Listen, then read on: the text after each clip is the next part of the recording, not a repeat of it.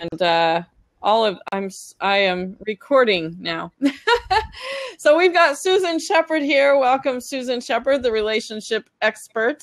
And what do you have to tell us, Miss Susan? Well, actually, why don't you tell us who you are and tell us a little about your website and what you do for single people, professionals to be. All right. So my name is Susan Sheppard. I am a relationship expert. Mostly I work with single people who want a relationship. They have to really want a relationship. They can't just say, oh, I don't like being alone. You know, they have to really be committed. And then I work with them, and mostly my favorite clients are the ones who've had their heart broken or wounded. They've been dumped, cheated on, treated badly, maybe abused, and I want them to heal first, because I am a healer, and then to grow, and then to decide what it is they want, and then to go out there, because women have the power in a relationship. They get to choose. They get to choose who they want. Okay. And it's a very fine line. I had this discussion with one of my clients this morning about, well, what if I choose somebody who doesn't want me? If you choose somebody who doesn't want you, then you've chosen the wrong person. Obviously. Yeah. So, I mean, it's this fine line that kind of goes between, okay, this is what I want, and this. Especially, and it's kind of sad, because I've met some really great guys who have 9-to-5 jobs, and they don't understand that. Well, for one, we're a global company, and our headquarters is in Australia, so that's one day and 7 hours behind me. Well, so my business partner's day starts at 1:00 in the afternoon. That's her 6:00 in the morning. And there's times where I'm scheduled into meetings wow. And then we've got to manage UK and all. So it's so hard for people that work 9-to-5 to understand, like, what? Why are you working? I'm like, wow. That was so cool that you said that, because that's exactly why I wanted to talk to more people that feel the same way I do, because, the guys I had met in the past, the same thing. They're the corporate jobs or whatever, and it's like the same exact thing you just said. And I have this guy that worked for me. He's young, and he kind of took, I have a educational learning center business, after school program and stuff. That's like my core business. Well, anyway, he started working for me and kind of started acting more like an owner, and he loved being there and worked all the time. And he dated this guy. He's in his 20s, and he picked a girl that worked for Nestle or something. And oh my God, it was horrible, because she couldn't understand why he was still, sending emails and doing all these things. And I said, it just doesn't work. I don't think it works to find someone. Entrepreneurs need to find other entrepreneurs, because they aren't going to get it. So there's even a difference, I have to think, Sue. I mean, this really sucks here, but working in a corporate world and the demands that it requires is going to be different than a regular 9-to-5 job. I have nothing against a person that has a 9-to-5 job, because I come from a blue collar family, but I got to go answer the door. Okay, bye. I'll be right back. The job that I have requires more than regular 9-to-5. I mean, I work from home. I work remote for a global company, and it's an on-demand business in technology. And when you're on demand, you've got to be available longer than 9-to-5. If the call comes in, I mean, a normal business day for me is 11 hours, 11 to 12 hours. That's a normal. Right. And then it could be longer, or it could be on the weekends, or it could be whenever the call comes in it's all hands on deck, man. You don't have an option. That leaves very little time for a social life, which, that's an area that I'm not going to deny I struggle in, but there are rewards and there are consequences as a result of it, and you just have to find a balance, and that's where I think most people struggle, is balance. So, but I guess I've had people ask, like, where do you find, I think the hardest thing is finding the men that are the entrepreneurs. I don't know if they're out on the online dating sites or anywhere where they're finding us beautiful professional women. No. I've met a couple of entrepreneurs, and basically what they do is sell stuff on Craigslist. Oh. That's our job. They're like, no, I'm an entrepreneur. I'm like, what do you do? Like, well, I still sell stuff on Craigslist. And I'm like, what? Well, I have to tell you, I've done a couple of blabs with Susan. Susan's a relationship expert. And believe it or not, I'm surprised actually that there aren't any of these amazing single men. They've actually, it's only been men that have been showing up in our singles blabs lately.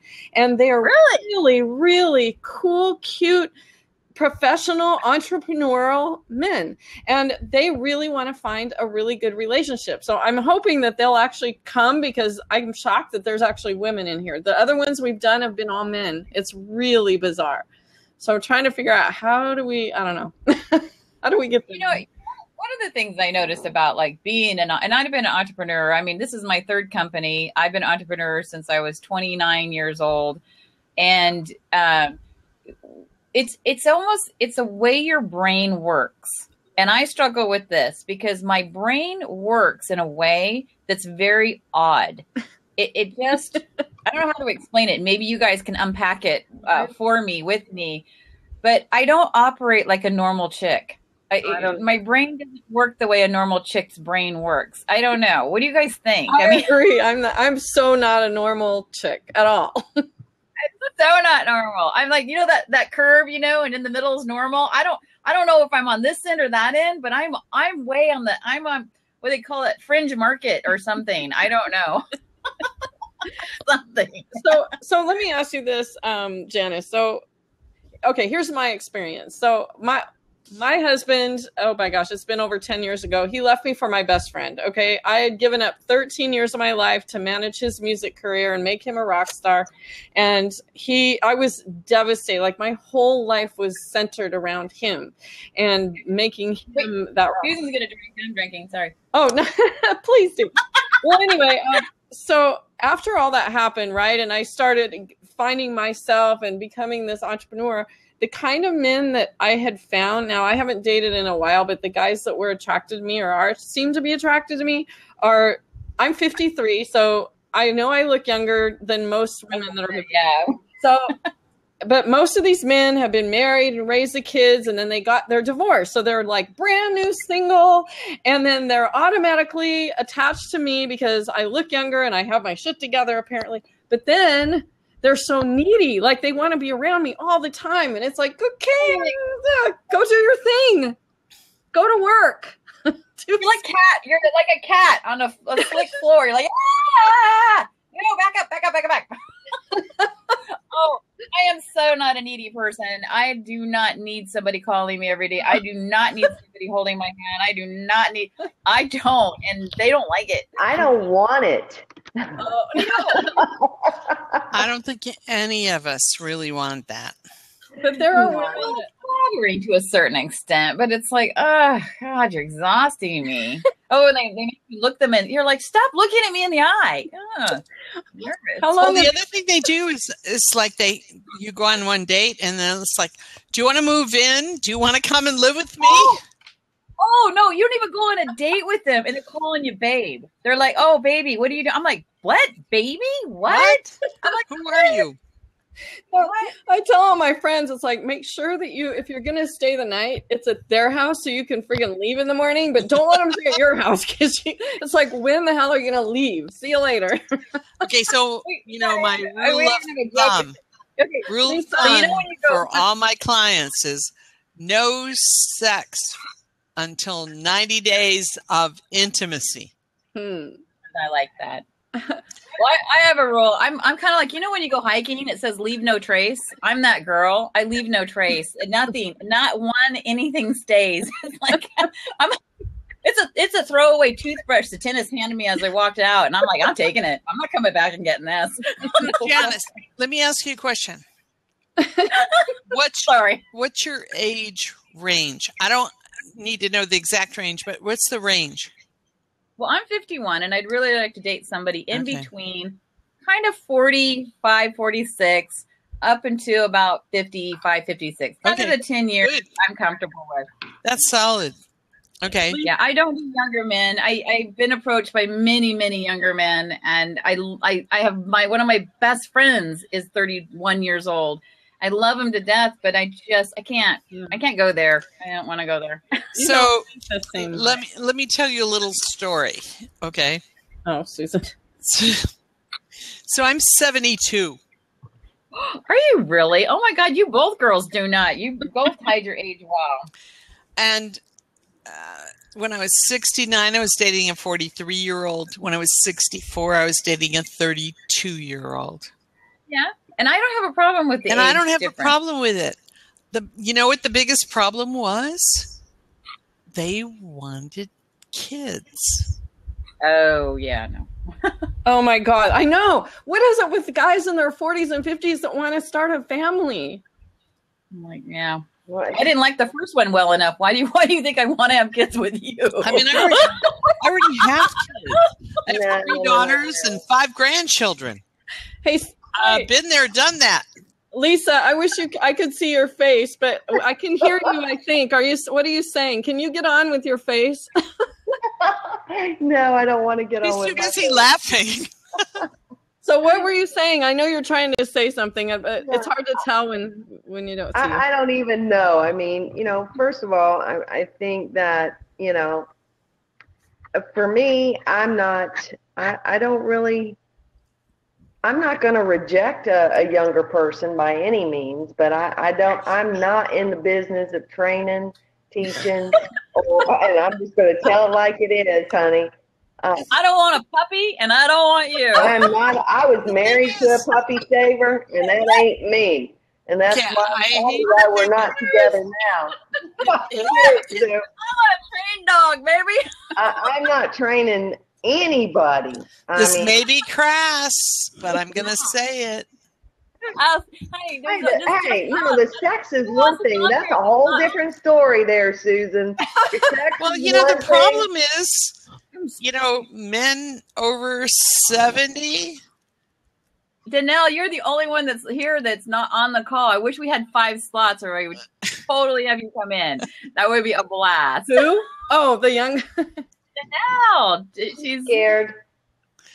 The problem with the guys over 70 is they have ED challenges. They have what? ED challenges. Oh. Is that what it is? Yeah. Yeah. That's what I'm assigning it to.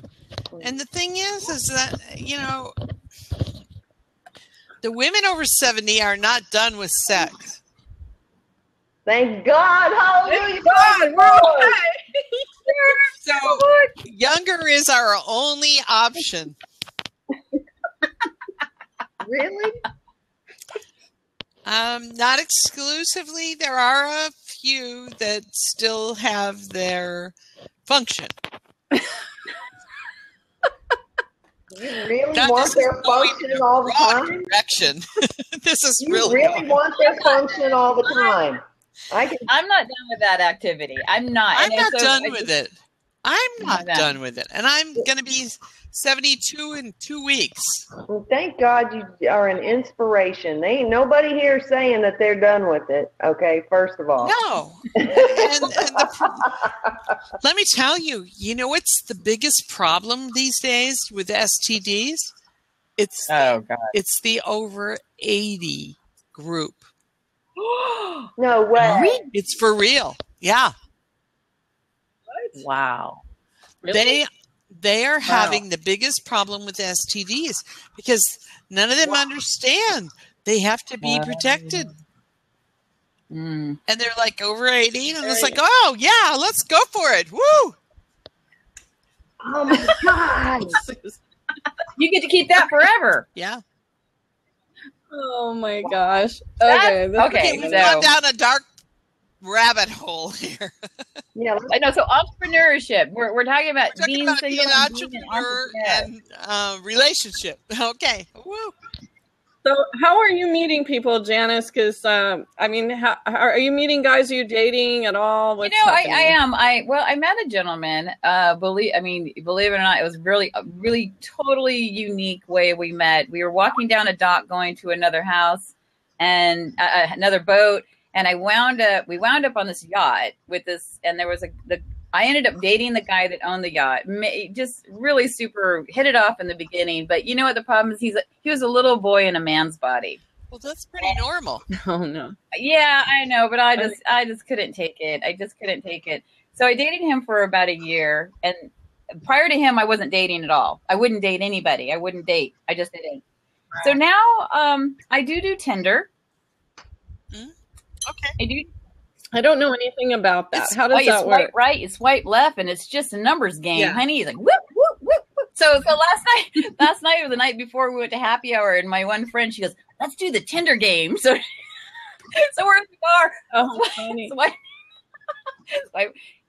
It's basically. So you've met people on it? I have. I've actually met some really nice guys on it. However, I am in the 50-something group. So my limit is this here to here. I don't, my young friend who's in his 30s has been on it, and he says it's like the women really are looking for hookups. And I make it clear I'm not a hookup. I don't do that.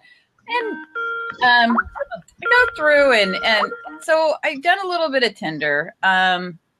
I've done some online dating free stuff, which is really a mistake because I got so many stories about dating that are just, I'll tell you this funniest one. So this guy asked me, he goes, "You want to meet for happy hour?" And I said, okay. And we went to Macaroni Grill. You know what Macaroni Grill is, right? Yeah. Okay. So like $3 huge pours of wine. It's ridiculously cheap, right? So I'm sitting there, and he comes in with a bottle of wine to the bar. And I'm like, oh, he must be bringing a nice bottle, right? And it's like cheap $12 bottle of wine. There's no corking fee there. Oh, how funny. So we're sitting there, and he poured. So I had my glass of wine that I bought when I first sat down. And then so the bartender came, opened the wine, poured him some. I had a little bit more. But then a good friend of mine called me. It was tax day. And she said, "Hey, I'm right in the neighborhood. Do you mind if I stop by?" And I asked him, I said, "Is it cool? My friend's going to stop by." And she's all, yeah, that's fine. Right. So she comes in, sits down, and we finished the wine. And he goes, "Hey, girls, you guys want some more wine?" And we're like, "Yeah, that would be nice." He got up, walked across the parking lot to Beverly Moore, bought a bottle of wine, and came back. Oh my God. Oh my God, this is the one I want. I want one. Mine. I'm like, oh my God, really? No, that's what you do when you're married. Wow. You don't do that when you're dating. No. That is ridiculous. Oh my gosh. Stories about stuff like that. I'm like, what is it about me that says that's cool? My God. Has anybody written a book that has all these stories in it? Because if not, I'm going to do it. Call me. I'll tell you all my stories. You can have them. It's hilarious. I just have stories. I mean, that fits into our iBooks, Yes, it will. Lusa, tell us one story. Tell us your best story. No. I got so many. I'm going to write a book. You going to be my ghostwriter, Sue? Sure. Come on, just tell us one. I wish we could see your face. Tell us one story. I don't know. I have some stories, I'm sure. Are you tell a story, Sue? Sue, you have a story. Oh, you have a story. You know what? I actually met some really nice guys online. I do have a funny one. I was on, I think this was a long time ago, like probably 8 or 10 years ago, millionairematch.com or something. Do you remember the guy? Okay. It was the very first reality show. I can't remember his name. And he was looking for a wife, and he interviewed all these women, and then they got married on the show. Kind of thing? No, it was way before The Bachelor. Marry The a Bride. Millionaire or something. Something like that. It was the guy. It was the very first reality thing, and he was on there, and he met all these girls, and they got married on the show. Anyway, that guy from that show found me on there, and he lived it was hilarious. Whatever his name was, he's like, yeah, I was on that show, Marrying a Millionaire, how to Marry a Millionaire, or something like that. It was like I wish I could go back and find it. That was hilarious, but he was a dork. Oh my God. No, I don't know. I don't have any real stories to tell, Sue, just that, I don't do online dating. That's not my bag. I mean, I know a lot of people that do it. It's, I'm still too, I guess. There's a way to do it. I'm too set in my ways, and I just don't. I don't go for it. There's a way to do it that works. No, I'd rather meet people through people, and have a little bit of background, a dossier, something of, to know a little bit more about them before I just jump on a wagon. I'm not going to deny, Sue. I know you know. I mean, yeah, we all have our moments. I have had a moment before. And what do you mean? Was living in the moment kind of thing, and it was great. But that's just not the way that I want to meet people. I prefer to meet people through people and know a little bit more about them. I'm old-fashioned. They may have to talk to me. I don't just arbitrarily meet somebody. If they can't banter with me and they can't have a conversation with me, then they go away really fast. I'm like, okay. But I love this. So when I grew up, my dad always had a term called lever right? And what's it called? A lever what was it? And a lever right is when you pick up a rock or a shell and you go, oh my God, it's so pretty. It's like, and you carry it around for a while, but then you set it down and you leave it right there. And there's people in your life that are men and women who are just lever rights. They're pretty. They're fun. You hang on to them for a minute and you set them down and you let them go. And there's nothing wrong with that. Yeah. Nothing wrong with that. Like that. Just don't play games with people. Be honest, truthful. Yeah. Don't lead them on. That's wrong. So as the expert here. Oh, yeah. She's like, okay, I'm losing control of my blab. No, it's not that. As the expert that's had a little too much wine, really? Susan. You think I've had too much wine? Too much. Oh, Sue, there's never too much wine. No, I'm okay. You're really. right. I'm going to go get some more. I'll be right back. So here's the situation. As the expert here, what I do know is that people tend to choose the people that are similar to who they've had in the past. Mm-hmm. And unless you do something to consciously shift that perception from this little narrow place where you've eliminated, so you're looking for this person that fits right here. Unless you go outside here and outside there to literally stretch your perception of the opposite sex, you're going to end up with the same thing over and over and over and over. And I've watched it happen. I've watched it happen for 25 years. I mean, I've been doing this relationship coaching for 25 years. And Lisa, what were you agree with exactly what Susan said. I know that at an earlier age that I realized that about myself, because the patterns that I had in my life and thought that I was being very careful by waiting until just shy of my 30th birthday to marry for the first time and only time. I thought that I had weeded out the bad ones and that I had found the right one with all of the right characteristics and gentlemanly like qualities. However, it did not work, and I consciously, I mean, I'm different. I'm 360 degrees different than what I was 15 years ago. Okay, completely. I was a very submissive, very insecure, type personality. And because of, and that's why I say I thank God every day for the situation that I was put in and that it didn't work, because now, I know you may know a little bit because we know each other, but Janice doesn't know me yet, or Danielle, but I am 360 degrees different, and I am an A-type personality, and I have consciously made a choice. I'm not against dating or anything like that by any means, but I have certain levels of tolerance that I will and will not put up with. And I need somebody that's going to challenge me intellectually and make me want to be a better person, not somebody that's going to control me. Hey, I can even go for the domineering part, all right? I can be the backseat. I can be the follower. I have no problem following. By God, you better be able to lead. You can't lead. So all right, let me just expound a little bit, okay? All right. Be back. I'm going to expound. Don't go away. Okay. Come back. She's getting more wine. She's getting more wine. Right. All right. That's fine. I got more too. That's fine. I want to say something before you do, Susan. Just hold that thought for a second. But Lisa, I think, and you and I were just talking about this a minute ago, I'm wondering, well, maybe it's just because of the way it just seems like the three of us or four of us are not your normal, normal with women. But we were just saying how men tend to, our two men anyway, Lisa's man and my man, we have similar stories. Single? You're not single. Are you single or you're not single? We're all single. I'm single. No. Our exes. Right. Our exes. All of us are have single. the same.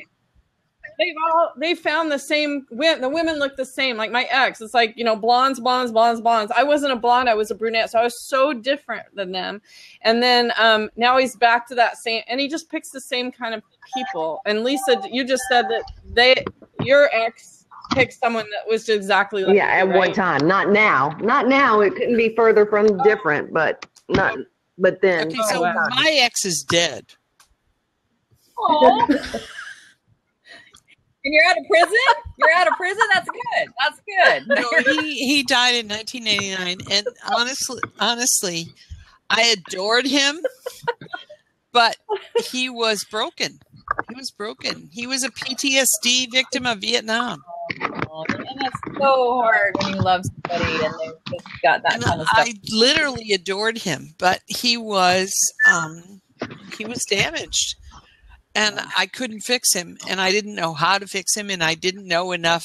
I really didn't know enough to know what it would take to make a difference. And I think I do now, but at that time, there was no way. I had no clue. I was totally naive. Well, you know, when we're younger, we think we have all the time in the world. We don't understand. I mean, up until I was like 48, I still look like I was in my early 40s. And then it just all of a sudden, within about a 4 or 5 year period, I went from here to just a whole different place. And, in my mid 40s, I could walk into a bar and still quote unquote command a attention. Janice, now I'm like waving my arms and hoping to God. Hello, Janice, you still can. Well, yeah. Well, I don't care. I mean, I don't. Wonderful. Well, thank you guys very much. But you know what I'm talking about? That subtle. No, I know, but it's a state of mind. It's not about what you look like. It truly is a state of mind. I mean, I have clients ranging in age from 20 to 80. Yeah. Wow. Yeah. Oh no, I'm still good. I don't get me wrong. I still know that I'm a attractive woman, and I don't, you have a whole lot to offer. You really do. Oh, I do. Yeah. But I think you start to realize some aspects about your life, and I think the other thing is, like, for me, I could have somebody in my life. I could be married right now. I could have someone in my life, but I'm not talking about being picky. I'm talking about. I go to this place. I say, when my feet hit the ground in the morning, I have what I believe and what I want out of my life. And what I want to experience. What do I want to have happen? What do I want to have coming my way? And if that person doesn't match that, I'm not going to drag somebody with me. I'm not going to make somebody do something. I want them to want to be with me, want to come on the adventures that I want to go on and do the things I want to do. And so many people want to hitch their okay, I'm going to be really candid. I know we're recording and That's I don't okay. know who might hear this. We're good. Well, this is perfect. Great. I have a lot of men who want to hitch their being to my wagon because my wagon's pretty big. It's a pretty big wagon. We're a global company. We're growing. Things are going, and I look really exciting until you step into my world. And then all of a sudden you step into my world and they go, what? And I'm like, yeah, no, honey, I told you it's not a merry-go-round. It's a crazy roller coaster ride. And you've gotten a seat. Yeah, I can't even imagine. You know, when they said put the bar down, you did it. You grabbed it. You put it down, and now you're going. I want off, and I'm like, I don't know what to tell you. Is this your company? Yeah. Well, it's mine and another. That's amazing. Lisa, I think you were saying something. Janice, tell me, what do you do? We have an online assessment company, and we operate in the genre of leadership development, organizational development, basically linking workforce behaviors with strategic objectives of a company, like how to executing strategy. Mm-hmm. So it's very corporate. It's very, right. You know, we very well work in that kind of genre. Right. So I always think about my persona and who I am, but I don't, you know what? I'm a single girl and I'm an entrepreneur, and that's part of my persona. That's right. Yeah, exactly. Lisa, were you saying something? I'm sorry. No, it's so hard when I can't see your face. I'm interested in hearing Janice's story. No, but I understand what you're talking about. I mean, I have the luxury. I work from home, and most people do not understand what it is that I do. I get asked that all the time. What do you do? And it's very difficult to explain. You know, I'm not going to divulge right now, you know, where I work or what I do in particular specifically. But, you know, it is a global company. It's not mine by any means, but it requires a lot. And just because I have the luxury of being at home doesn't mean that I don't have the constraints of working in an office. I mean, I'm a very, very disciplined person, and I maintain my office. I sit at my desk all day long. I use my landline phone. I'm not out by the pool hanging out catching some rays, or in the grocery store, or running off to the bank, or doing some errands or anything. I'm literally sitting there for at least 10 to 12 hours a day. I may use a speakerphone and walk across the house, but I am, you know, and I have the ability, being in the role that I'm in, I have the ability to be mobile and everything, but I choose not to be because I am trying my best, and I've been working at home for 15 years now with the company, and I want to maintain some sense of work-life balance. And that means that when I'm logged in, I am available. When I am logged off, I am not available. I don't want everybody to have my cell phone number. I used to publish it in our corporate directory. They don't pay for it now, so therefore I don't publish it. If I want to give it to you, I will, but I have to draw a line. On the weekends, I do everything humanly possible to avoid this office. Wow. That's nice. It's nice to do that. It's really nice you can do that. I can't. I can't. Owning your own business, I can understand that. Absolutely. I don't, like I said, I don't own the business, but it is a corporate job, and I just have to find some work-life balance. And not that I have much of a social life, but I have to walk away at some point of the day. It's done. And there's Tanya. That's my business partner. That's Tanya right there. That's my business partner. I told she's not single. Hi, Tanya. Welcome. Hey. Oh God, yes, we've been talking about you. What? Your business partner's drinking wine on a dating channel on Blab. Might not be good. All right, you all have to understand, I've been doing this relationship coaching stuff for 25 years. And Yes. I know that the work that I do, my clients, they love me. They rave about me. They're like, oh my God, you made so much difference in my life, and the reality is that I do life coaching under the realm of relationship coaching. And, they come to me because they want a relationship, and they realize that unless they fix their life, they can't have a relationship. Mm. And it's been really profound. I've got about a dozen clients right now, and every single one of them is at a turning point in their life. So Susan, I'm friends with Susan and I know her whole system. Susan's written a couple books. She has a book called Dating After 40, No More Excuses. And then she also has one called How to Get What You Want from Your Man Anytime. And so she has a system on how to find the right man. So do you want to talk about your system of class, Susan, and how it's basically, I started doing relationship coaching. I was actually a business coach, and I started dating a young man who was 18 years younger than me. And he was Persian, he was Jewish, he was the oldest of 7 children, and his mother and I were the same age. So that did not last very long. Because his mother, she just wouldn't have it. But he and I remained friends, and he went back to dating his old girlfriend. And for about 2 years, they had a very dramatic relationship. It was up, down, all over the place. They got pregnant. They lost the baby. They were getting married. They were not getting married. They were breaking up. They were back together, blah, blah, blah, whatever.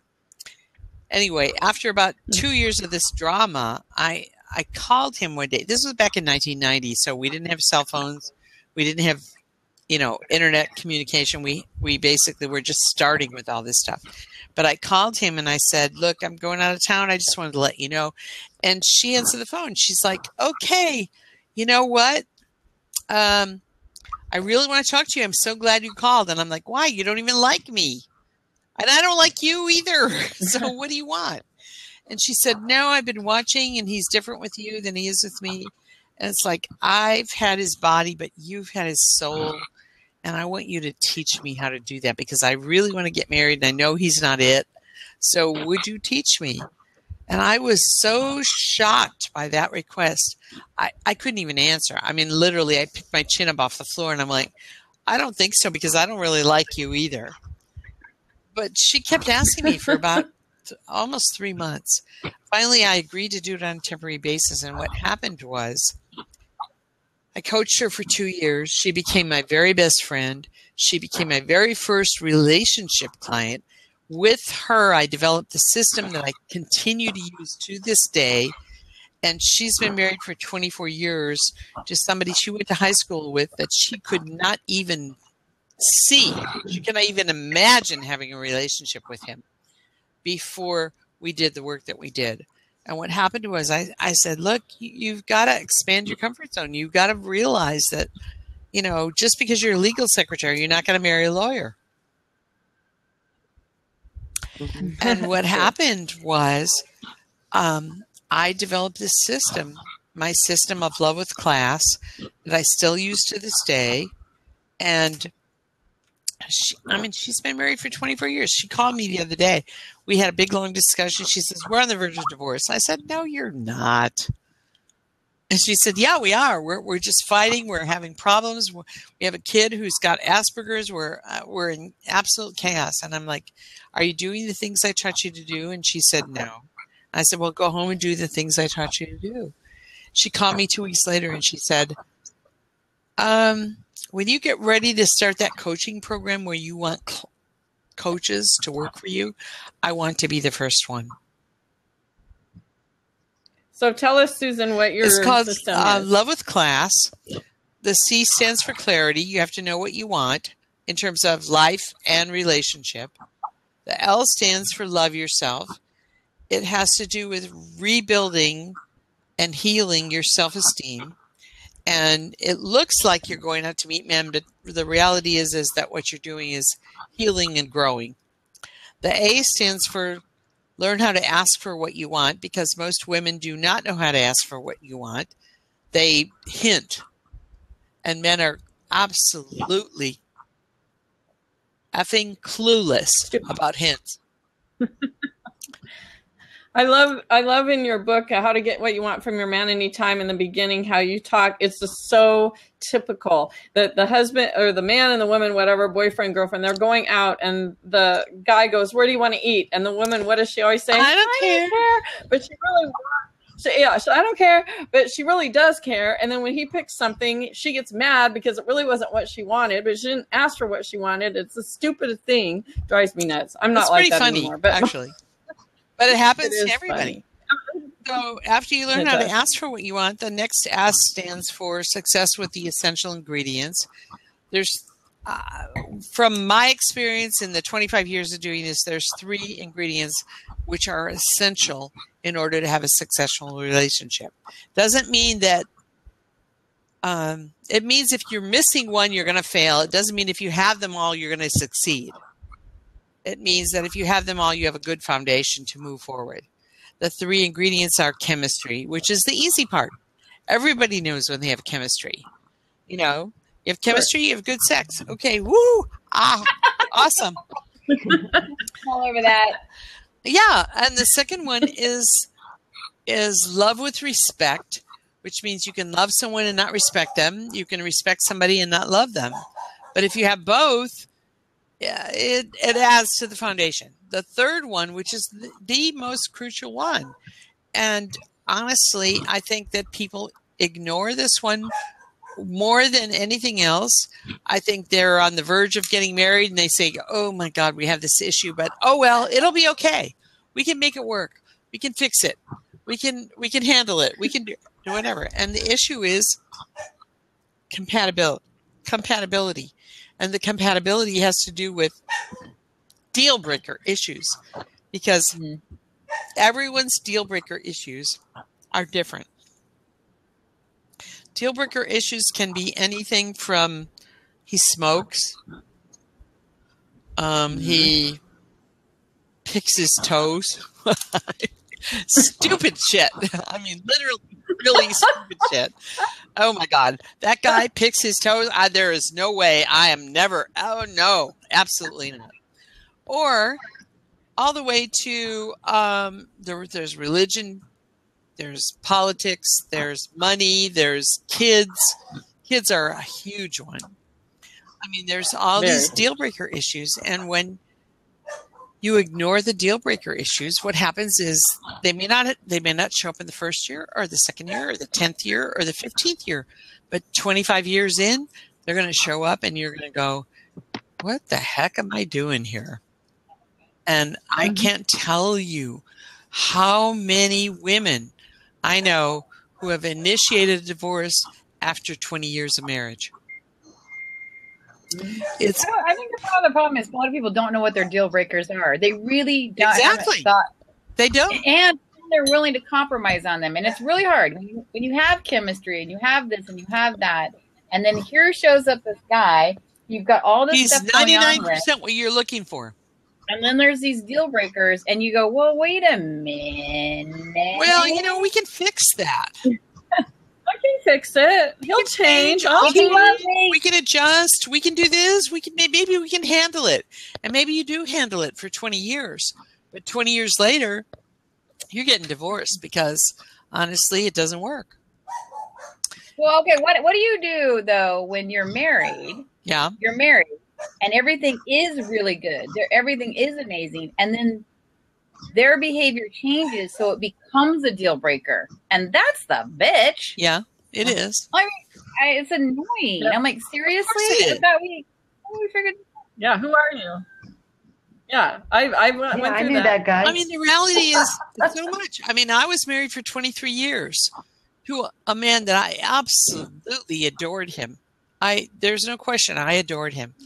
But his problem was really significant. I mean, and it's not just his because it was mine because I ignored it. he had PTSD from Vietnam. He was a Green Beret. He was the sole survivor of his unit, and he had tremendous survivor guilt. But I didn't even know what that was when I married him. So, I mean, I walked into it blindly, and I adored this man. And what happened was it showed up. It kept showing up. And I'm like, okay, we have a problem, and I don't know what this problem is, but it's not working. We have 3 wonderful kids, and we've been married for 20 years, and it's like something's wrong, but I don't even know what it is. And it really took me almost 17 years. I think it was in our 18th year of marriage that I discovered about the PTSD. And I had no clue before that because he would not talk about it. It was off limits. It was like, Vietnam it doesn't exist. It didn't happen. I didn't go there. Just because I was there for 4 years as a Green Beret doesn't mean anything. I didn't go there. Wow. Janice, what was you were saying that what happened with your thing, that he changed or he had issues that came up? Well, no, we just, he was older than I was. He's 15 years older. And we owned a business together, and I think he had a point in life where he just didn't want to. I mean, I use this analogy where you're going, when you have a relationship and you you get together and you're going down the path of a relationship, right? And then sometimes somebody's ahead, sometimes somebody, and sometimes everything like that. Well, for me and my own personal experiences, he sat down on a stump, and he sat. Yep. And I ran ahead, and I was like, and then I would run back, and I'm like, hey, come on, this is like really, really cool over here. Come on. And he's all, okay, hold on, all right, I'll get up. I'm getting there. Yeah, be patient. And I was kind of like, I felt like I was dragging him through, like making him want to do things that he didn't want to do, and I just got tired of running back and forth. I'd run ahead, run back, run ahead, run back. I would drag him along. I would kick the stump. I'd be like, get up! And and he's an amazing man. He is he is a super, super nice, intelligent, amazing man. But we just went different ways. So, my belief in doing this relationship stuff for 25 years is that the compatibility issues are the cause of 90% of all divorces. Oh, yeah. It's the compatibility. It's not the love with respect. Yeah, some people cheat, but they're cheaters when you start with them, and they're never going to change. Okay? So you're either willing to tolerate it or you're not. And the chemistry, it's either there or it's not. You can end up marrying somebody and find out they're gay, and then the chemistry is really not there because, okay, I made a mistake. But 90% of those divorces happen because of compatibility issues. Yeah. But we were talking this the other day, Susan, that I think you might be compatible all the way. Like, I had an awesome marriage for 13 years, but he totally changed. He met someone and he turned 40 and everything got screwed. And then all of a sudden, he'd had a vasectomy. Neither one of us wanted kids. And all of a sudden he meets this younger woman, my ex-friend. And then he's like, oh, I'll never know what it was like to have a kids. And it's like, well, we never wanted kids. We talked about it. You had a vasectomy, for God's sake. So he totally changed. So I think you can change too. Like, there's no question that changing does occur. You're absolutely right. Yeah. But what I've seen happen more than anything else is people have great chemistry. They have this awesome chemistry. And they're like, oh my God, I can't live without you. I can't be without you. I have to see you every day. I have to be with you. I have to touch you. I have to be there. And then they get married. And I saw this from the time I was like 18 years on, It was like these people got married because they had this awesome chemistry. And then it was like, oh, but I want to go here. No, I want to go here. No, I want to be this. I want to be that. No. And it was like, okay, we have some differences here that we can't resolve. And the chemistry is still there. Chemistry, by the way, It has been. I still have chemistry with my ex-husband. No, my experience, chemistry never goes away. Yeah. You can meet somebody you had chemistry with when you were. I did. Okay, I'm going to make a confession here. You're recording. Be careful. Well, Sue knows about this because we were in Florida together. So my first, probably really serious boyfriend, we had amazing chemistry. And then he went off to join the Air Force, and while he was gone, I met my husband and I got engaged to him. And he shows up and he's like, "Okay, I'm here. I want to see you." And I'm like, "Why?" And he said, "Well, because I missed you." And I'm like, "But why?" "Because you went off to join the Air Force." And he's like, "No, I really want to see you." And I'm like, "All right, fine, I'll pick you up." So he's at Union Station in Chicago. I go pick him up. He comes to my apartment. I'm like, "Okay, what are you doing here?" He says, "I came to see you." And I'm like, "Okay, but I'm engaged now." And he's like, "Oh." And I said, "Where are you staying?" He's out staying with you. I said, No, you're not. You need to go see your mother or something, but you're not staying here with me. So I throw him out. He leaves. And 17 years later, my younger brother marries his younger sister. And I meet with them, and he shows up, and we have like a family picnic, and he's there, and we're having a conversation. And he says, I just want you to know that I went to the brig for you for 6 weeks. I'm like, "What?" He says, "Remember that day I came to see you and you picked me up at the Union Station and we went to your apartment and then you threw me out?" I'm like, "Yeah." He says, "I didn't know where I was, so I kind of wandered around. I found a park bench. I fell asleep. The police came. They called the MPs, and I ended up in the brig for 6 weeks because I was AWOL to come and see you." I'm like, "Oh." But, I have met him a few times since then. We went to I think it was our 25th high school reunion. And oh my God, the chemistry was still there. And so what happens is if you have chemistry with somebody, it's never going to go away. I mean, you can bury it, you can submerge it, you can. Well, it can be destroyed. Well, you can alter it with anger. Yeah. Oh, I love that. You can alter it with anger. Yeah, you can alter it. You can alter it with anger. But ultimately, if you clear the anger, the attraction is still there. The chemistry is still there. Chemistry never goes away. Janice, how old were you when you got married? Well, I was with my ex for 20 years. We were together. We met when I was about 24, 25. He was 38, something like that. And then we were together for 10 years, and we started a business, bought cars, bought a house, and we're so combined, and we ended up getting married, which was fine. It was a good move. No regrets there. So we were together a total of 20, but we were married for however many years in that middle, So. The interesting thing about it is that I'm at this point not convinced that people need to get married for life.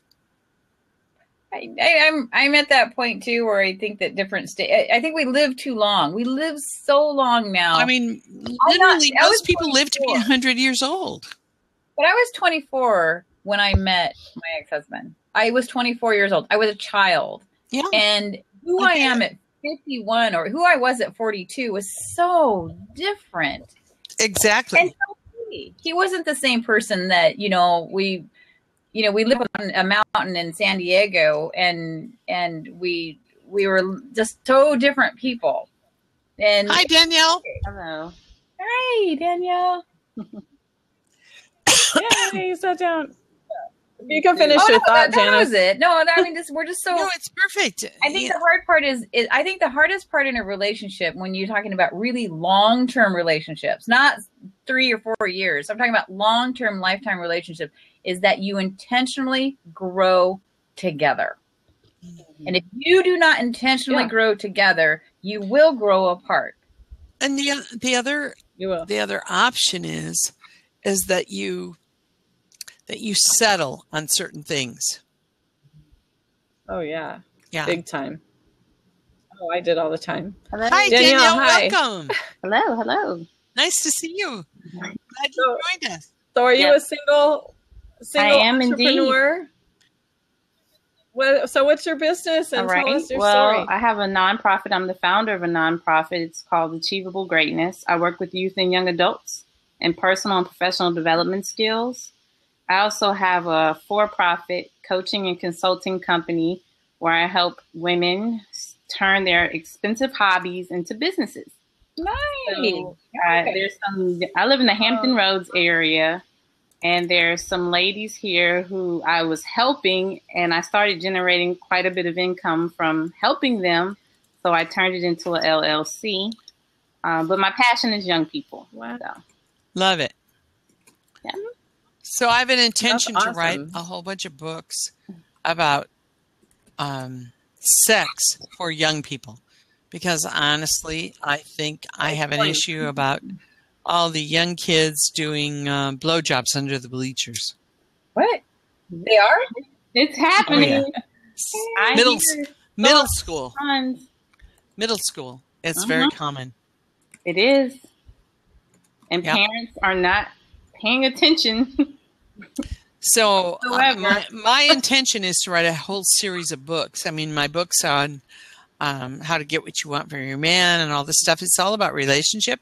But I started writing this series of children's books, starting with the 4 to 8 year olds, literally, about the little girls learning how much power they have, because they don't know how much power they have. Yes.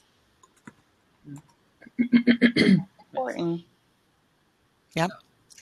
So what's your, tell me, Danielle, tell me a little more about your business. Okay, so for the nonprofit, is that what you're interested in? Which one? Either one. Either one. Okay. Well, Either the one. nonprofit, I typically work with youth from middle to high school. We do trainings and workshops, support groups. So my support groups are usually little girls, because guys don't want to get together and do groups. Yeah. But the middle school girls love it. They come in, they talk about things like oral sex and things they don't want to share with their parents, and they get informed advice from me. I love it. Thing to be. That's so important that you're there for them. So I want them to get some advice and some wisdom instead of just listening to their peers, because a lot of them have no idea. That's faulty. Very faulty information, like I can't catch anything from oral sex. Yeah, you can. Those kinds of things. So I work with them a lot with healthy relationships, effective communication skills, peer relationships, peer pressure, self-image, self-esteem. We do a lot of the personal development stuff with the middle schoolers. And then in the high school age, we still focus on personal development, but we start focusing on professional development too, because I want to prepare them after high school for either being in the workforce or entrepreneurship. So yes. This year we were able to start a Little Bosses, and there are 4 ladies who sell different things, the young ladies. And I showed them how to develop a business model and sell their product and come up with their clients, and just to get them to think about owning a business instead of working for someone. Yep. Where are you I'm in Virginia again, Beach, Danielle? Virginia. Oh, wow. Okay. Oh, that sounds awesome. I'm passionate about entrepreneurship because I own an educational learning center in Santa Clarita, California. And we do as much as we can with entrepreneurship because I'm an entrepreneur myself. And I think it's the future. It's totally the future. And just because we're on this topic and I have this in my lap, I want to show all you guys. Susan came up with this awesome, since we're all women entrepreneurs. I don't know, Danielle, you look much younger than all of us. I'm How old 31. are you? Yes, you're much younger. We're all older. Well, Susan had this awesome idea for women entrepreneurs over 50 to do a calendar. And I'm actually in it. And Susan, of course, is the head of it. And I have it in front of me. It's called The Women of Class. It's a 2006 calendar. Here's Susan. up here. She's not 50, but she's a photographer. All right now. Here's Susan's picture. They're along the lines of the Calendar Girls. So we all had basically almost or no clothes on, but we're covered up and we're just owning our I get to be sexuality. February because I'm the love coach. Yeah, and that's hot. Oh, That's hot. nice. I like that. These are some of the other ladies, and these are all women entrepreneurs. She's like 50. I think she's a little older 56. than I'm. 56. She's a singer-songwriter out of Alaska, so we have a lot of different ones. She's I want to be on the calendar. I need some tips so I can age gracefully like all of you. All right, you got to be over 50 to be in my calendar, and I have a waiting That's list. the only one I got. I have a waiting list for 2017. And so my story, and I said it earlier, I don't know if Janice heard, but I was basically married to a musician, and I gave up my every single thing in my life to give up that for to make my musician husband into a rock star. He left me for my best friend. I was in a horrible car accident. I shouldn't be sitting in this chair today. And then I had no money. He cut me off at 44 years old, and now I'm the rock star. So this is my Wait. I have to tell you, ladies, we had so much fun And doing like it from the this calendar. Oh, I can't even imagine everybody how fun should do that it. was. The website is called The Women of Class. We put it in the sidebar. Yeah. And you get a discount. You want a discount on it? Yeah. I'll give you the secret code. Put in CLASS in the where do you put it, Sue? I don't even know where you put it. in the promo thing. Rocker Life the Coach women of class. Tim is here. Tim is here. He is not Hey, single. Daniel.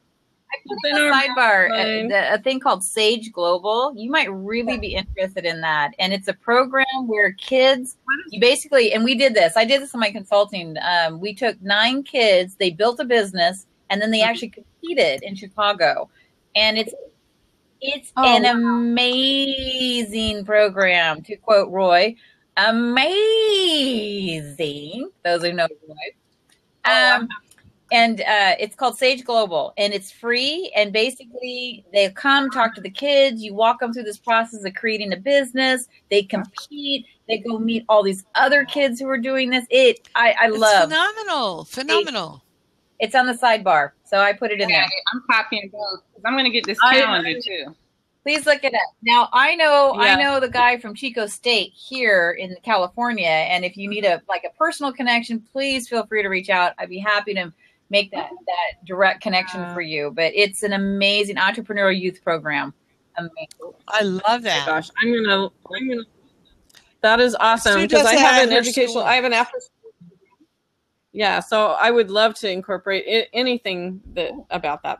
It's really super cool. Yay. I mean, I love it. I had a contract under my consulting company years ago to do it, and I had a gal do it and stuff. But anyway, it was amazing. We took 9 kids to Chicago. We had a blast. Wow, my girls would love that. I'm looking into it, and I'm looking at a calendar for my mom because she. I was born in Chicago. That's awesome.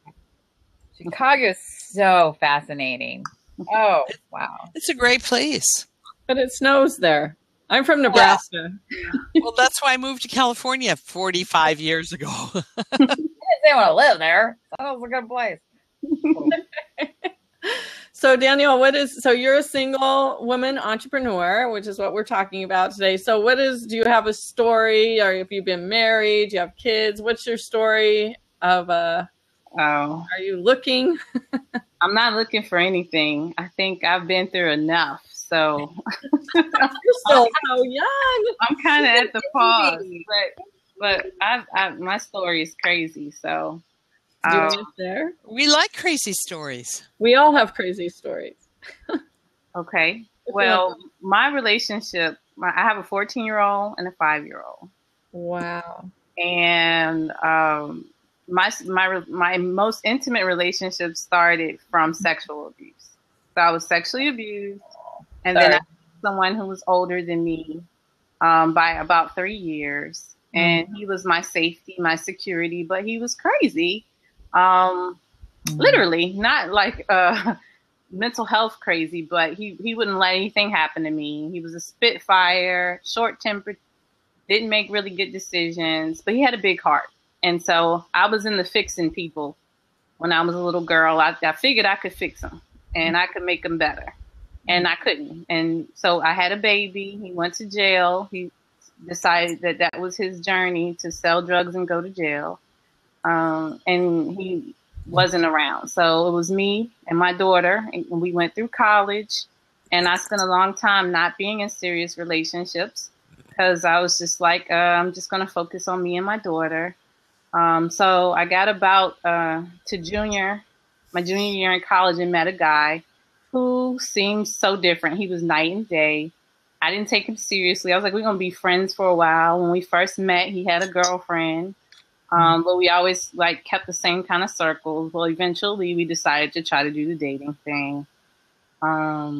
We got together. It was perfect for a while, and we got engaged, and we were ready to get married.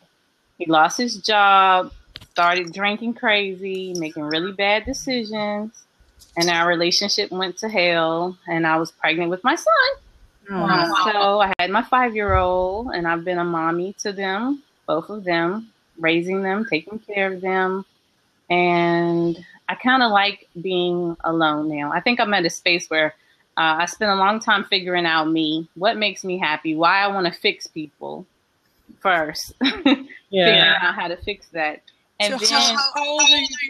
How old are your kids? how old am I? Yeah, your kids. Oh, my kids, my daughter's 14 and my son's 5. Wow. So I socially hang out, but I think I'm at a space where I want to focus on some other things, and I'm not interested in being the kind of person I need to be to make a relationship work well. Mm-hmm. And I might find someone that makes me change my mind, but at this space, I'm comfortable with just focusing on being a mother and running a successful business. Yeah, and I get it. And I'm cool with that, I get it. And I'm where you are. I'm not going to be at a space where I want to be married to someone for a long time. And that could change, but right now. Here's a funny story. I literally am a relationship coach, and I have been single since 1989. So you're smart. You're a smart relationship coach. You're not like us looking for something. You're like, I mean, I love men. I adore men. I think men are wonderful. I do too. I do. I love them. I think that they are, they're just so different than we are. You say so. The problem is that most women don't appreciate the differences and how good the differences are. Mm-hmm. And I mean, it's exciting to see how different they are and how important it is that they have those differences.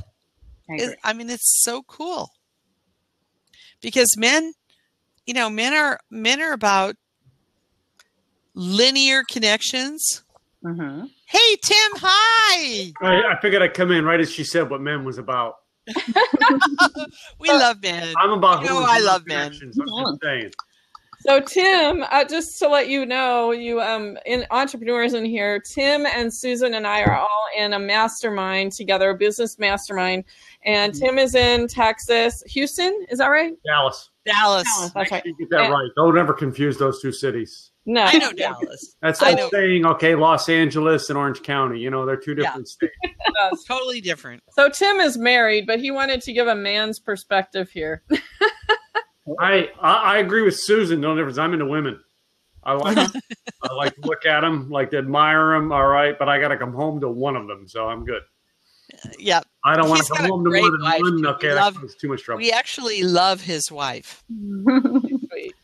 I love her too, but there's a lot of women I lust after. I'm just being honest. But I've learned the difference between the two L words. I don't think that any man ever gives up the ability to lust after somebody. Yeah. I'm not giving up lust, okay? No, being able to do something with that lust as you get older, it gets a little harder. Well, yeah. Less I mean, harder. you know, what was it? You weren't, you probably weren't on earlier when I was talking about the men over 70 who have ED challenges. I know nothing of what you speak of.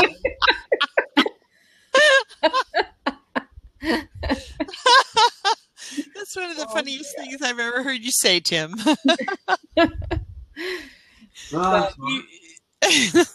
Discussing something else? No, it's all right. We can go to a different subject. It's okay. No, I want to get back to what Danielle was saying. You know, I'm 53. I'm 53, and I've been single for it's been about 10 years now, and dated here and there. But I'm like where you are, Danielle. I really am so focused on my life and my business and my new businesses that I'm doing that I just get so much joy from that. And it gets lonely. Of course it does. I mean, you can't lie. Of course it does. Of course you want that once in a while, but you can just get that. You can have a booty call once in a while, I suppose. But I don't know. I am just, that's where I am. Saying that in front of your brother. Yes, your brother from another mother right down. These two think they're brother and sister, but they're not. We kind of look alike. Kind of look like we're brothers. They do when they stand together.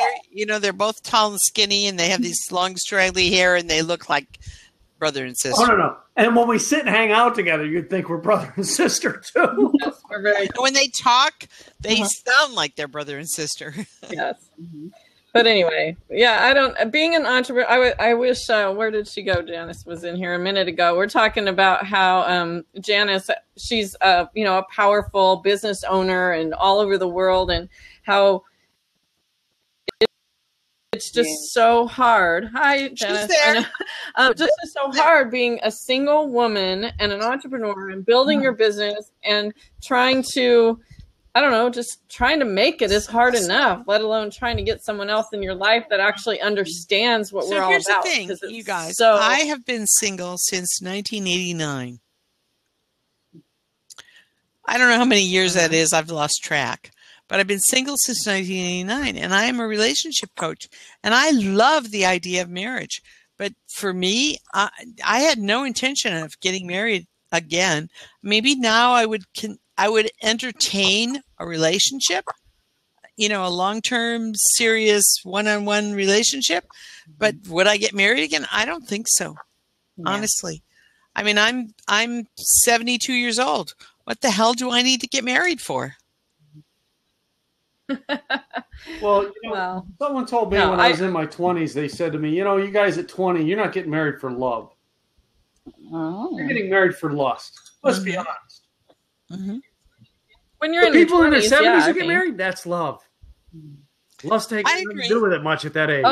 I mean, I'm not saying I wouldn't get married. I'm just saying it would have to be a really good reason. It would have to be a really good reason. It would have to be something significant. It would have to be someone that I couldn't stand to live without. I think that's what it would have to be. But otherwise, I mean, I would love to live with somebody. I'd love to travel with somebody. I'd love to have sex with somebody. I still have sex on a pretty regular basis. But, the reality is that it's not everything. The intimacy and the companionship is way more important than the sex.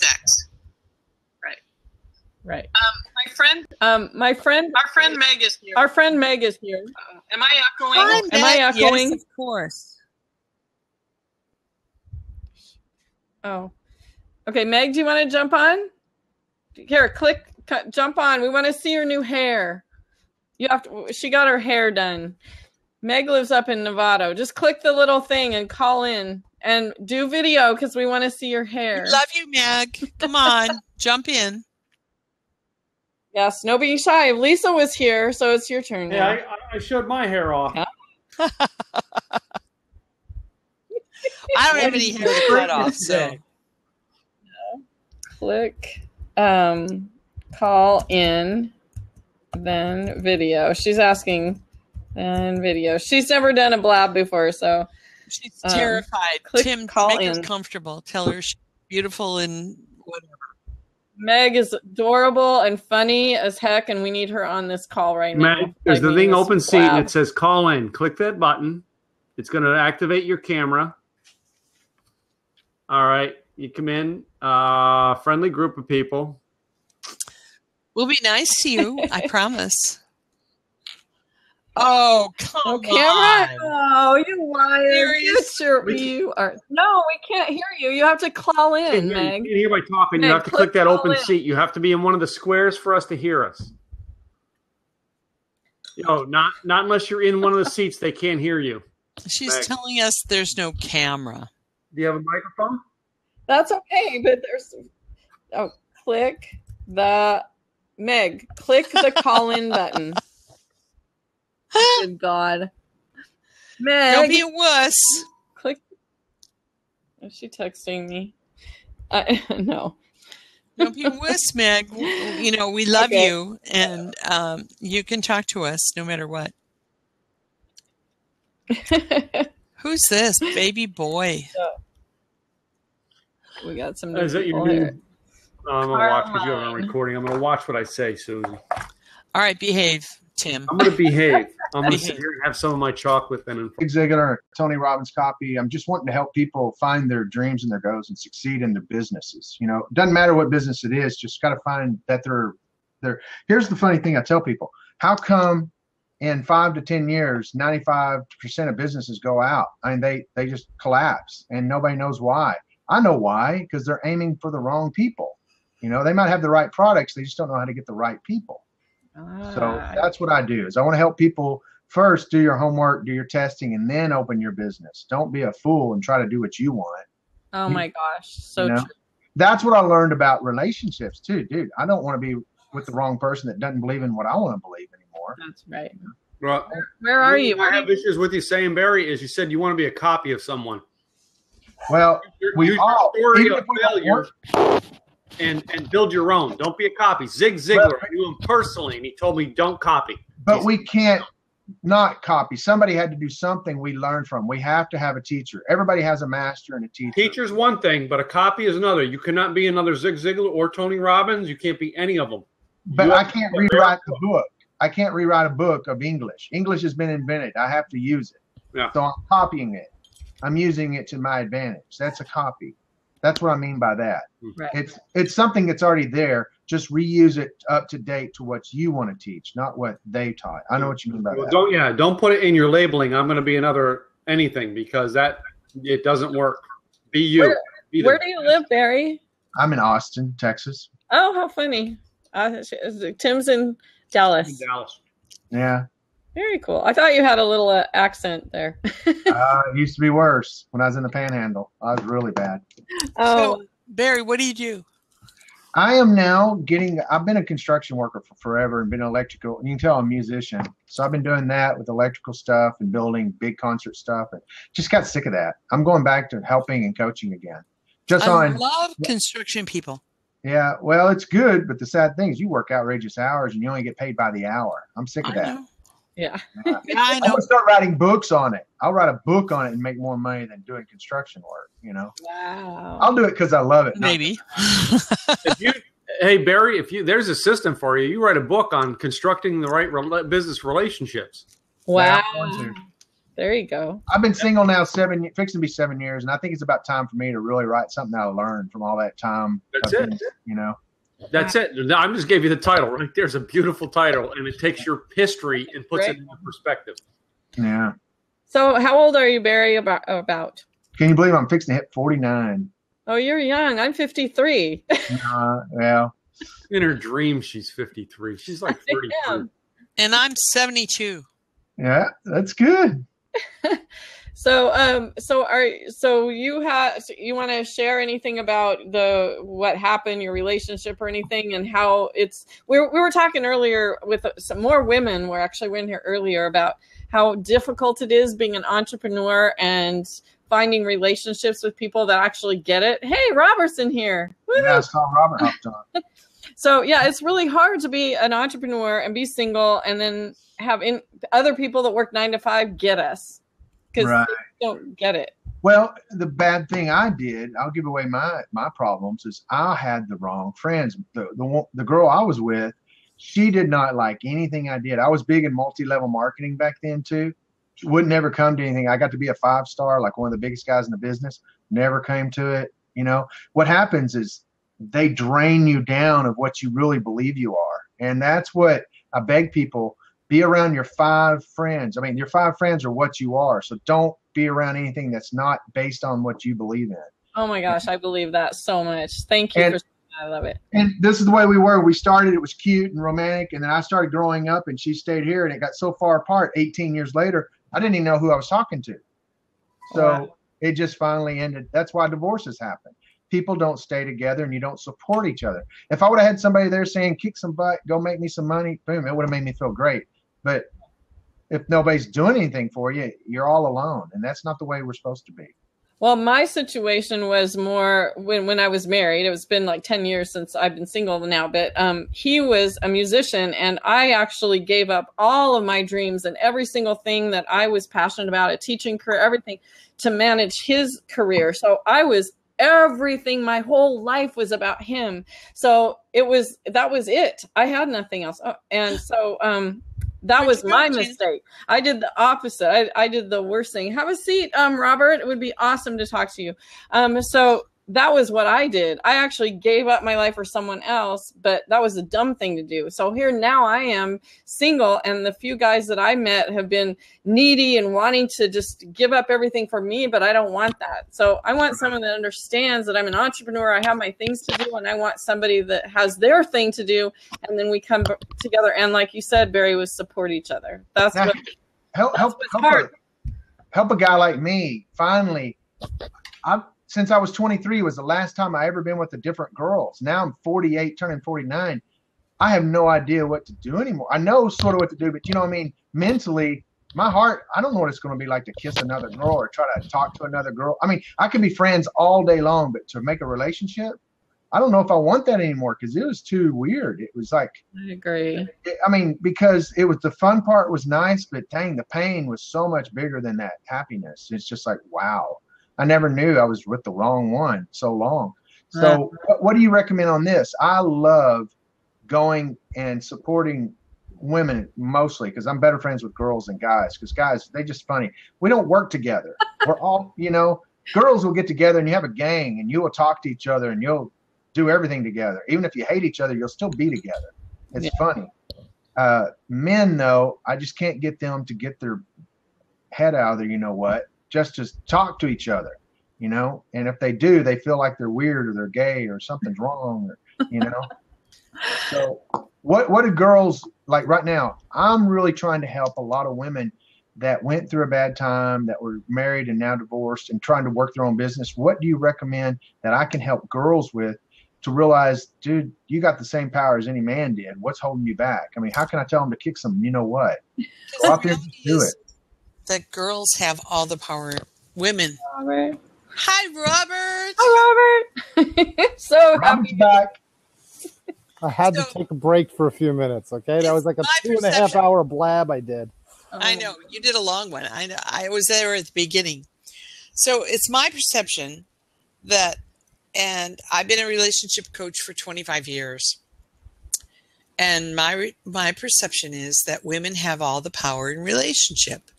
They do the choosing, they do the ending. And the reason that this happens that way is because men are not that invested in their relationship. They want their relationship to be comfortable. It depends on who the guy is. They want someone who approves of them, appreciates them, and will give them lots of sex and loves them. Robert, are you saying no? He's shaking it for me. What do you want? I want somebody to be at my side. Yeah. That's part of approval and appreciation. That we're equal. Yeah. I support them. They support me. It's both ways. I don't want somebody to be over supporting me and I'm not supporting them. I want it totally equal. Of course that I agree. That's part of the game. Absolutely. I totally agree. That is part of the game. But the reality is that my belief, and this is my work that I've been doing for 25 years, is that women get to choose the men.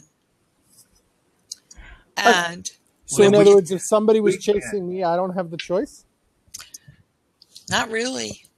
Okay, I want to say what I think Susan means, because I know Susan pretty well. I've been around her a long time. I've read her books and stuff. I'm totally on the guy's side, because I'm so not a normal woman, but there are women out there. Most women are crazy, and they want to change the man. They're naggy.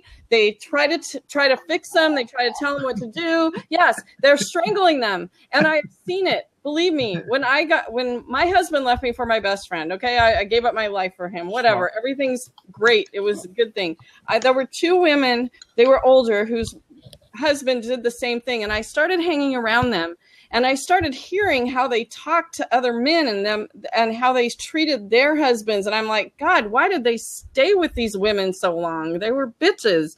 So I think women really don't get it. If they're just nice and supportive and they have their own thing going on and they're good, sweet women, then that gives them the power. The men are going to embrace that, and they're not going to go running off. I think that's what Susan means. I don't know if I'm explaining it very well, but women are just weird. They are, for the most part. They don't treat men right. Here's the thing. Women have a concept of what they want. They have an idea. They have a sense. Changes, but tell the truth, it changes every day. They have a sense of what they want. Yeah. But they don't define it. Whereas men are very, very linear. They're very on focus, very specific. This is what I want. This is where I'm going. This is what I'm doing. And I think that's the difference between men and women. And honestly, I have done this work for, a very long time. And what I realized is that women do have the power. They get to choose. They get to choose who they want. Now, there's a very fine line. And I had a discussion with one of my clients today about the very fine line. There's a fine line between, okay, this is what I want, and this is what you're delivering, and what you're delivering is not what I want. And it's like, it's just a really fine line of definition. Robert, why are you cracking up? Because there's a love connection starting. That's what I was thinking. Robert, I love you. No. I'm nothing against you, Sue, the one above me. You're down below me in my picture. That's not where you are. All right, you're at a kitty corner not for me. Sue, the one above me. Because Tim's saying that Sue and I are supposed to meet up. He said his brother and his sister. He's trying to protect his sister. And he calls me his brother. That's why. Yeah, well, I know. There you go. All right. Well, what about this? This is what I believe the generations has changed. Since women are now workers and they don't really have to have a man do all the money and they can buy what they want. Yep. I noticed there is something funny. You go to a bar or you go somewhere and you notice it's not always the best looking guy with the cutest girls. It's with the guy that knows how to talk to the girls. Yep. And that is where I believe you're a little wrong, because the truth is women think they're in charge. They're not always in charge. They just go to the people they want to push them around or tell them what to do. Why do girls want to get on stupid Harley Davidsons and ride this stupid ugly guy's bike when they know they could die any moment? I mean, instead of looking at this hot looking football player next to him, they'd rather be on a Harley. It's like, what in the world is in your mind? No, don't be putting us in a box. I don't like. But I'm saying there are girls like that we can't change. They just have that wild anger, weird world. They want to do stuff, That's sort of not the world I'm looking for. I'm not into that kind of girl. Well, the reason I set this blab up today was specifically for single entrepreneurs, because I was talking with Janice, who I hope is still in the room. I think she is. She is so cool. We both have the same thing. We're both strong women. We're in our 50s, and it's really, really hard. Like we have our own businesses going on. We work constantly 24/7, and we need to, if we're going to find a man, he's got to be an entrepreneur. He's got to get it. He's got to have his own thing that we're both supporting. But you can't find someone with a 9-to-5 job. They just don't get it. They don't understand. Robert came at one of the classes I was at, and he knows what I'm talking about. Eric, you're coming to Austin too, still, correct? Yeah, I'll be in Austin November 3rd. Yeah, we need to get in touch with each other somehow. I'm here in Austin. So what's amazing is a lot of famous people I know that are big speakers and trainers, that's how they met their wives, is they came to the functions and they started going. Tony Robbins, almost the same way, you know. Some of the big people, that's where they met their wives. Robert Kiyosaki, he met his wife because of the same thing, you know. Then they went poor. They lived on the street. You look up the whole story. But they both believed in the same thing, and now they're very rich, you know. And it's not just money-wise. They have authority. They have power. They have, like, people will follow them anywhere. And it's because they're a good group. I think a man and a woman can accomplish anything if they work together. But finding that is a pain in the butt, you know. It is. I mean, how do you do that? Like online dating, I'm sorry that I mean, I've done it before in the past, but it's just, I don't know. I was trying to figure out how, Robert, you are the king of blab here. I'm trying to be the queen. So you're going to have to help me. I want to be the queen of blab. Okay. Well, you're going to have to come to California. So, but anyway, so how can we use blab to, like, we have 2 awesome men in this room right now, and we've had several blabs. Susan and I have met really amazing men who are entrepreneurs that really want to find relationships. And how can we use blab to do that, Robert? I'm thinking. How can we monetize it? There's Robert, one and there's the other. Robert. Yesterday, Sue and I went to a meetup. And we went to this meetup that had like 4,000 people that belonged to the meetup thing. And they were going to show up. And you know what happened? There was like all women and 4 men. I wouldn't mind going to one of those. That's a good I'm option. sure you wouldn't mind it. But, you know, when it comes to the women, it's like, what are all these women doing? All these women are here. They're looking for men, and there's no men showing up. Okay. So how do you... All right, well, there's a mistake there because every bar in the world will have free liquor for women and men will show up because the girls are going to be there. You got to advertise it, you know. If you don't advertise it, you're a fool. I mean, I don't know what you can say better than that. Football, where are guys going to be? Girls can go to a game. That's where the guys are going to be at a football game. It's not the right place because they're not going to pay attention. But that's the point. You're going somewhere, it's the wrong place. You got to pick the right place at the right time. So how do you have an event or something where the men, what's going to draw the men in? Men like you guys who are entrepreneurs. I can bring one up. What about, honestly, I don't go to meetups. All right, now here's the deal. Who here has honestly gone to a conference or a big 3-day weekend training? Who's done that? I have. Well, I'm usually putting them on. You know, the best place I ever met someone is not during the meeting, it's after it. At night when everybody goes to talk to each other, or that's when I've met the best people I've ever met. It's after a meeting or during a break or, you know, those places and these functions because they're all there thinking the same way I am. And that's what I mean. That's a great pickup spot, you know, just to know someone. You're not asking them on a date first. You just want to know who they are. And then maybe the fire can be lit off from there. That's what I'm looking forward to. I mean, it's good to go to functions. I mean, those things, that's what you're going to find. If you want to be around something you believe in, you need to go there a lot. Like, I'm going to use a word, a church. If you want somebody to be a Christian, you go to a church. That's where they're at, you know, every Sunday. It's an easy way to find them. Sad thing, they're mostly married. It's not easy. That's the sucky part.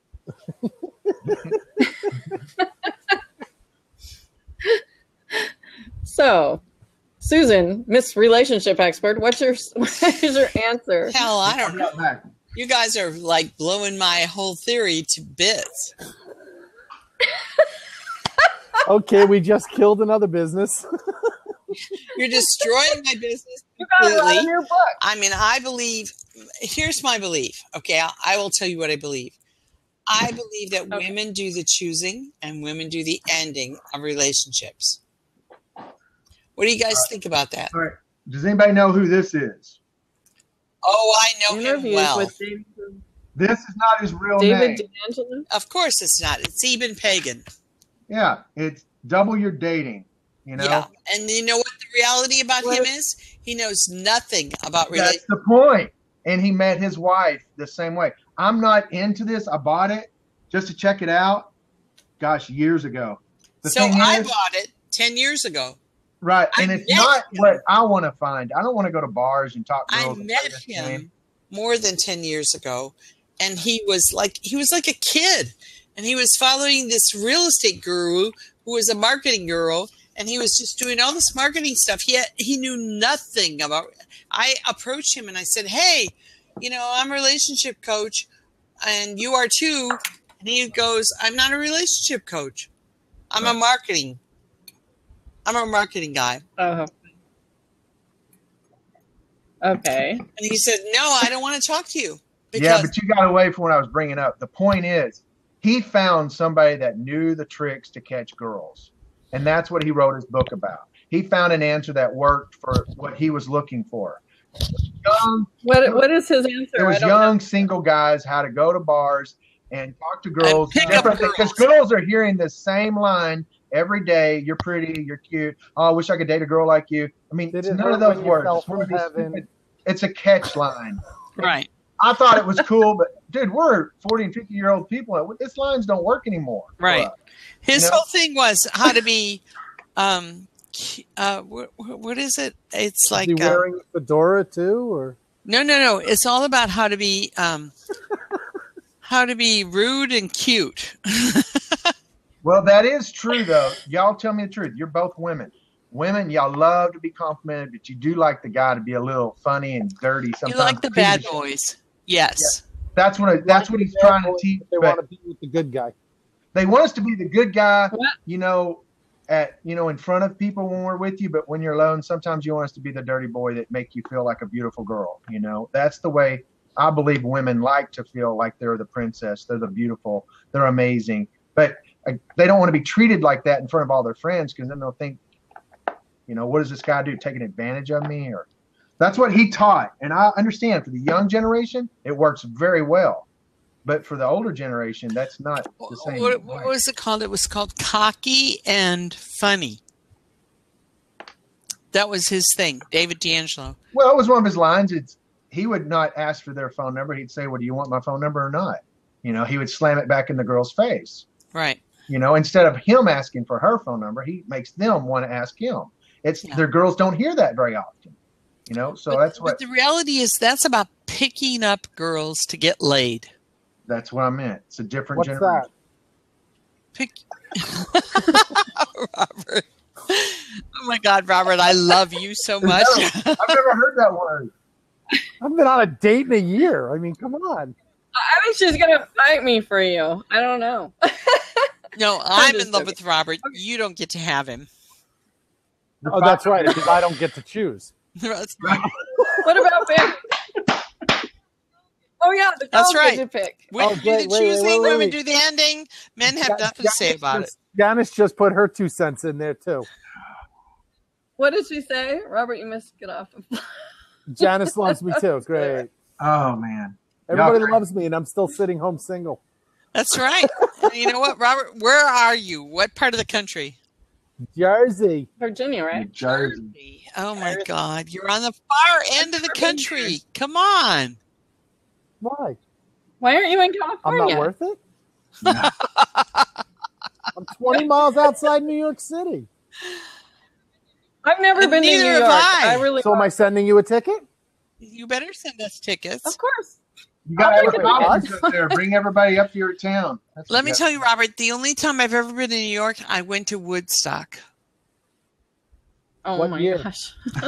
I went to the reunion, the 2015. I was just double checking. I did not want to assume anything. Well, the first one, I was pregnant. Wow. What year was it? 69. Yeah, I know. Yeah. It was 7, 8. I was pregnant with my oldest daughter the first year of Woodstock. 49. I'm too young for you, Sue. You are too young for me. How old are you, Larry? Barry, how old are you again? Barry, how old 48. are you? And Robert, how old are you? I'm 66. I'm 49. I'll be 50 in April. So, here's the I'm the thing. young one. Wow, I get to be the young one finally. Here's the thing, you guys. I am 71 and 9/10. Oh, this does not look good. Tim wants to be in the room, in the seat with me and Sue together. All right, you guys, I'm going to let y'all go. I'll let one pop in. No, that's okay. Stay there, Susan. Do you want Tim to jump Sue, in? He wants me and you in the seats with Tim in the room. He wants the three of us together. I'm scared. Okay, before we get him in, I have to ask a question because this is totally off the subject. So Susan, we were having this conversation yesterday. Susan had this idea for a calendar for women entrepreneurs over 50. And because supporting women like us over 50 years old, and the calendar girls, You remember those older women? Okay.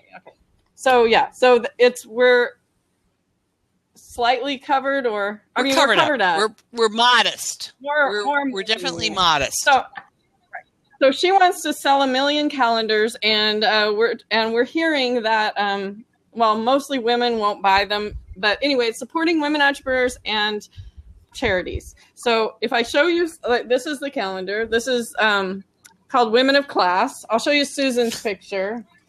So I want your opinion. Would you buy a calendar? There's Susan. Are you in it? Yes, I'm in it. You haven't even seen what I look like. I'm looking at you right now. Want to see? You're the guitar girl. Uh-oh. Well, that's why she's Tim's sister. Tim and her are sister and brother because they look alike. And neither one of us are musicians. Isn't that funny? I was married to one. Yeah. So here's the bad news for me, at least, is that I'm too old to interact with any of you. Susan, you dated someone much younger than you are. Well, younger when I was than these 64, guys. I was dating a 32-year-old. When I was I remember 69, that story you told. I dated a 43-year-old. But you know what? I'm still not married. I'm still not in a relationship. And those guys, they kind of ran away because they were too young. They wanted to have kids. And I'm a grandma. I'm a hot chick. Don't get me wrong. I really am. I love sex. I love men. I love relationship. But, I'm not ready to have kids when I'm a grandmother. Get real. Come on, you guys. So, okay, I have a question for you guys. Since we're kind of talking about, being single and entrepreneurs, stuff like that. So what I have found is there's a lot of men your guys' age down there, and I have a feeling you're going to not be the norm, but most of you guys that age want younger women. Us 50-some-year-olds are just way too old, and you wouldn't even be searching. When you started talking about that? He walked away. He walked away. Barry walked away. Oh, yes? Barry, where'd you go? Hello, Barry. Come in. I already know where you're Barry, going with this, but that is totally not me because I really don't care about age. That's good. See, you look younger and you act younger and you seem like you're just and I also more. Have a younger you're daughter. not like, Robert, we love you. Yeah, and that's actually one of the drawbacks that I have a problem with. What? That I have a 9-year-old. Well, that's not a drawback. Tell that to most of the women that have kids from a divorce that are in college and they want to travel. Robert, what are you looking for? What do you want in the way of a woman? Somebody that's going to be with me and understands that I have a young daughter. Right. But I'm saying most of the people I meet that are in their upper 40s or younger 50s, they've been there, done that. They don't want to have that next 10 years of possibly. So here's the thing, Robert, my darling Robert, you need to expand your consciousness about women. What do you mean? But he's true. It's true what he's saying. No, though, it's Susan. not true. It's not true. It's true for a narrow. It's for a narrow group of women. It is not true for the entire spectrum. Oh no, I didn't say all of them. But no, the problem is, that you need to expand your consciousness about who women are. Well, no, most people are telling me go younger, and I'm like, what are you, nuts? No. I don't think that's true at all. But most men want that. A lot of men want that. Person. Here's something I'll say. I heard y'all talking. I had to go get something. Guys like girls that still want to be young and have fun, not old, gripey, and bitchy. Nagging women. When you're around. No, I get it. Not my mom. Well, if a woman says to me, I haven't cleaned my room, I want to know why we have separate rooms. Yeah. No. Barry's like, that's true. My dad, my mother died when I was 8 years old. My dad, the woman he was with for 30 some years, she passed away several years ago, but they had houses across the street from each other. I mean, is that brilliant or what? I'm sorry, but I thought that was brilliant. They could, it's like her house is here or it was the way she wanted it and his house was the way he wanted it and they could go there or there or separate. It's pretty conflicted. Yeah, that's the reason I was 18 and a half years with the wrong girl. We did that. It doesn't work. Yeah, it doesn't work. Really? Now, here's something. I'm going to rewrite. I'm going to copy this. I'm trying to get her license. There's somebody wrote this years ago. You ever heard of this? This is for men to read this. And guess what? It's for the girls. Like, oh, I've never heard of that. For the women to understand what do men really want and the guys to understand what girls really want. You remember we were making that joke?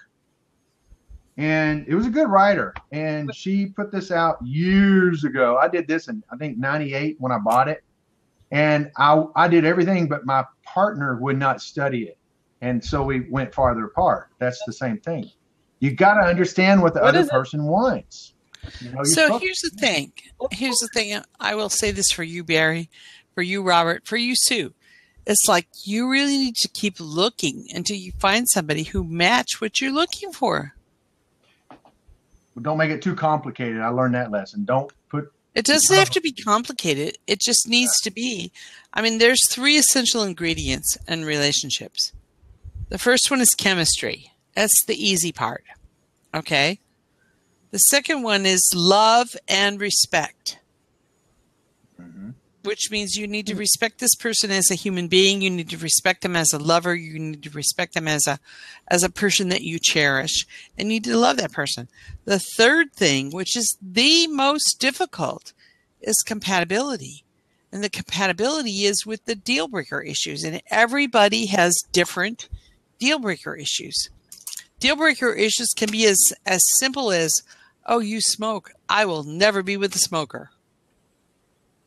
All the way to, you're a lesbian and I don't want to be married to you.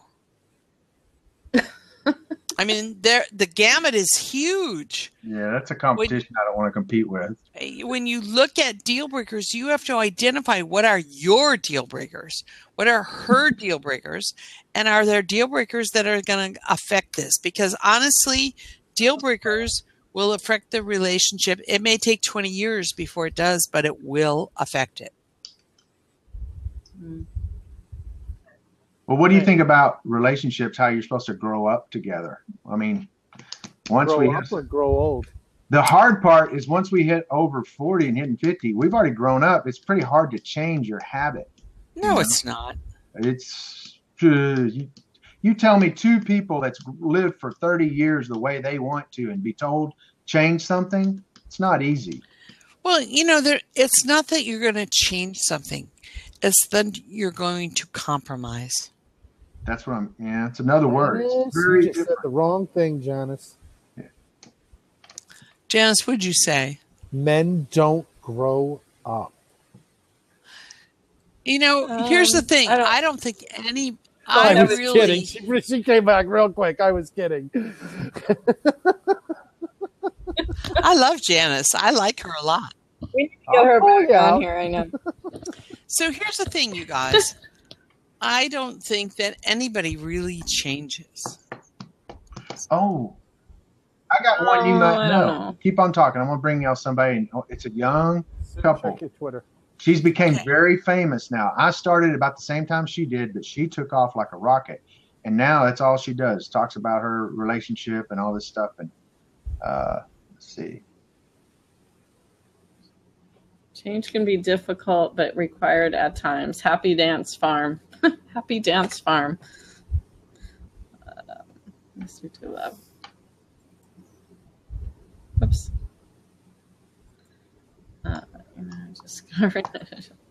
Do you know Janice, Robert? Oh, I know her from the Blabs. Oh, okay. Yeah, she was here earlier. She's a blast. Been on a bunch of we gotta get back. All right, here's a question. I was looking up. I can't find it. I got a question. How can a man and a woman have two different kind of businesses and still have a relationship? You can. Yeah, as long as you support each other. Well, you're why so not? busy. Both of you are in two different directions, busy all the time, traveling different places. Well, here's the thing. You have to make a space. Quality over quantity. The relationship is a different.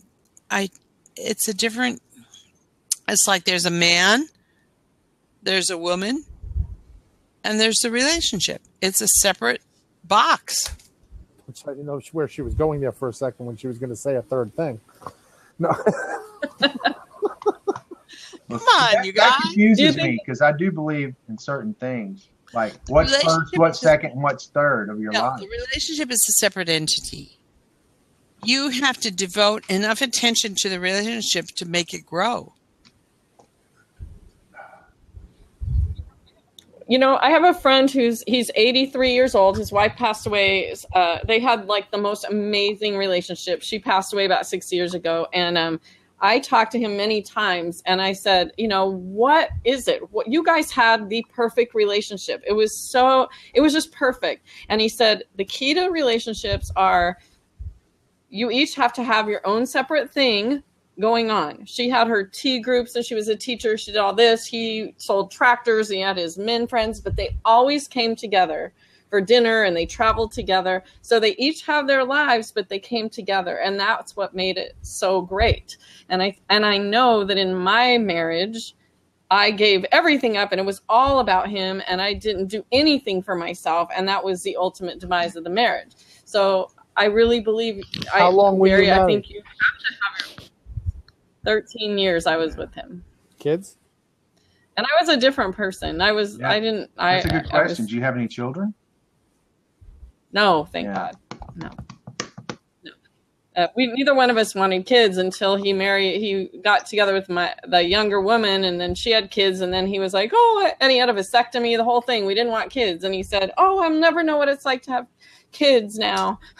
So he totally changed and went a different direction. But it ended up being the best thing because now I'm the rock star. So, but what, Robert, and both of you guys, do you think it's possible to have a long distance relationship where you're on opposite different parts? Let me show you a picture. Where this conversation come from, dear? No, I'm just curious. It's hard. I have a friend that she dates men. She's in California. She dates men, and she's had 3 boyfriends in Florida. And she goes there, stays there for a couple weeks. They have a great time, and then she comes home, and then he'll come here, and she loves it. She thinks it's the greatest thing ever. Okay, just I'm curious. a believer that anything is possible. If there are issues, and I don't like the word issue, but I'm using it, that can add to more friction between things, it makes it a little more difficult, but that's not saying it can't be done. Mm-hmm. Okay. Distance does make it a little bit different, especially, in the beginning, it's probably not as bad, but then if things really start working out, it can become an issue. Yeah, of course. I don't know. It's interesting. Thanks, Tim. What did he say? Interesting. I see where Tim's heading on this. Trying to set people up. Too funny. Anyway. Well, I had a long distance relationship when I was young, and it was hard. That was before we had this free phone line and free internet and free everything. Let's So I'll say it's good in a way, but it's confusing to death. Because what if you really fall in love with someone? How can you stay away every day for weeks and months at a time?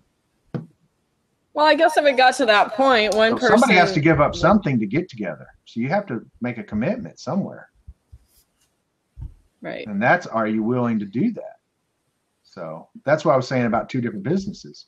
Because we're no longer kids. We're in usually two different generations. I mean, different businesses, not generations, excuse me.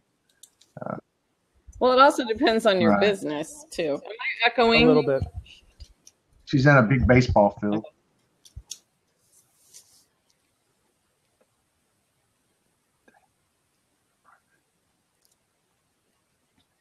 Where'd everybody go? Are you guys still there?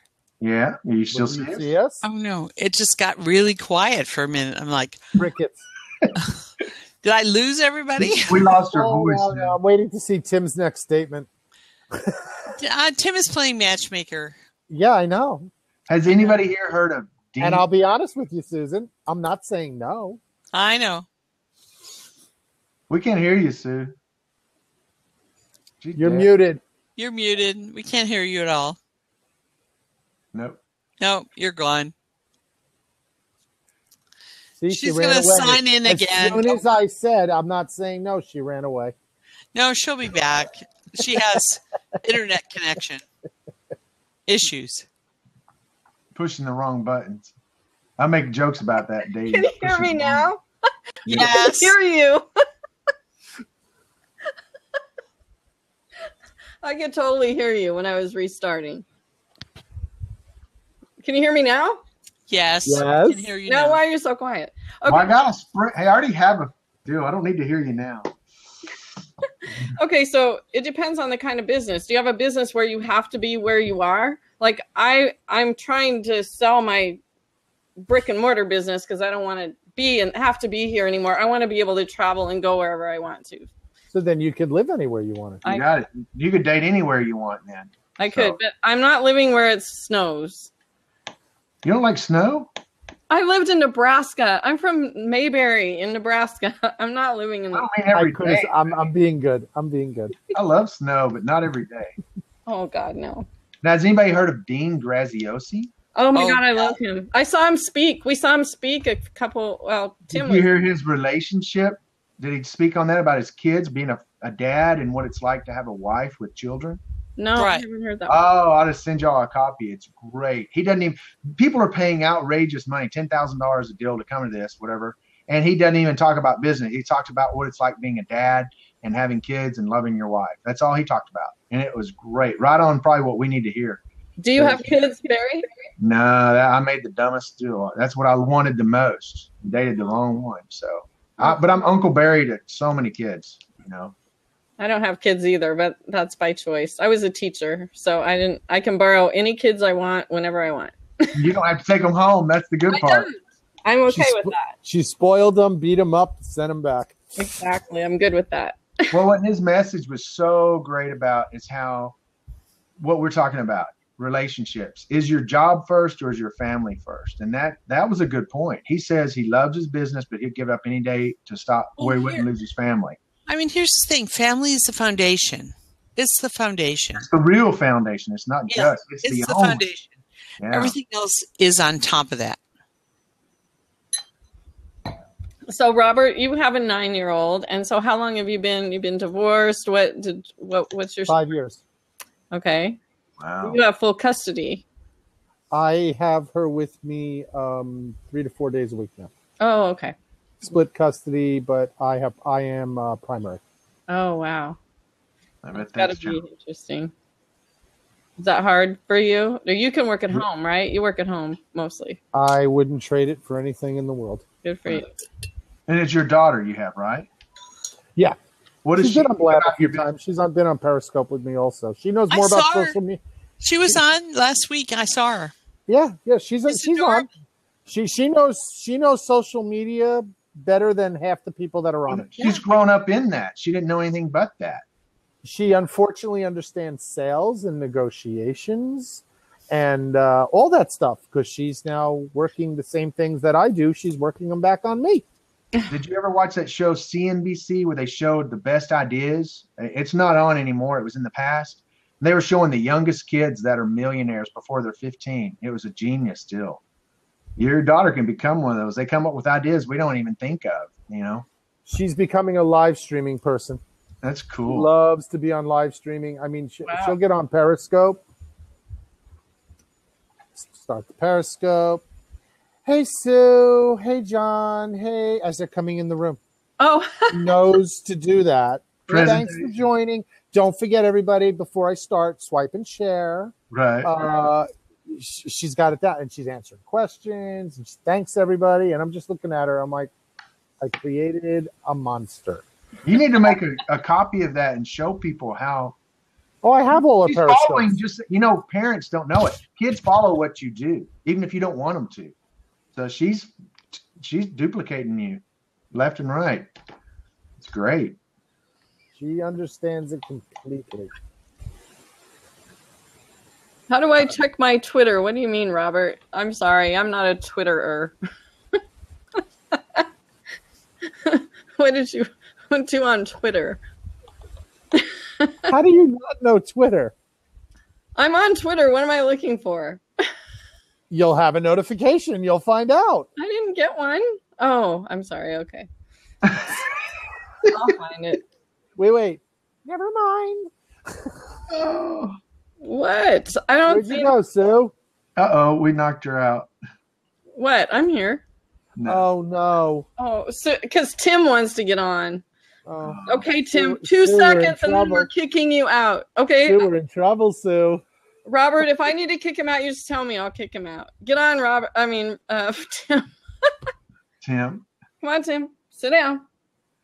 Now, y'all are almost my generation. I was the guy that helped create what we're watching on. I worked for Dell back when it started. Wow. And I laugh at kids today. They don't create nothing really. They just come up with ideas. They don't even question, can it be done?